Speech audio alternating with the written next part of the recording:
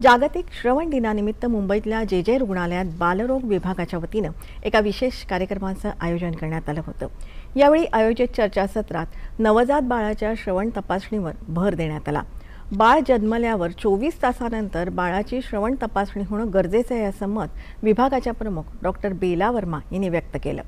देशातल्या 10,000 बाळांपैकी 30 ते 40 बाळांना श्रवण समस्या असते। या समस्येवर बाळाच्या वयाच्या 1 ते 3 वर्षात उपचार केल्यास योग्य निदान करता येतं असंही त्यांनी सांगितलं। बाळाच्या बोलण्याच्या क्षमतेच्या विकासाचा सर्वात महत्त्वाचा कालावधी म्हणजे वयाची पहिली 2 ते 3 वर्ष।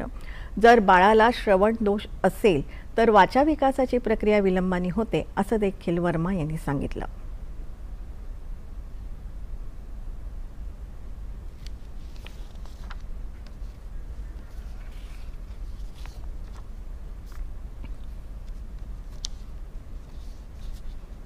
राष्ट्रीय बाल सुरक्षा कार्यक्रममध्ये नवजात शिशूचं ऐकण्याचं तपास करावा लागतं। त्याला आम्ही युनिव्हर्सल न्यूबॉर्न स्क्रीनिंगमध्ये नवजात शिशूचं ऐकण्यासाठी हिअरिंगसाठी टेस्ट करतात आणि ते एकदम सोपं इन्स्ट्रुमेंट आहे। त्याला OAE इन्स्ट्रुमेंट म्हणतात।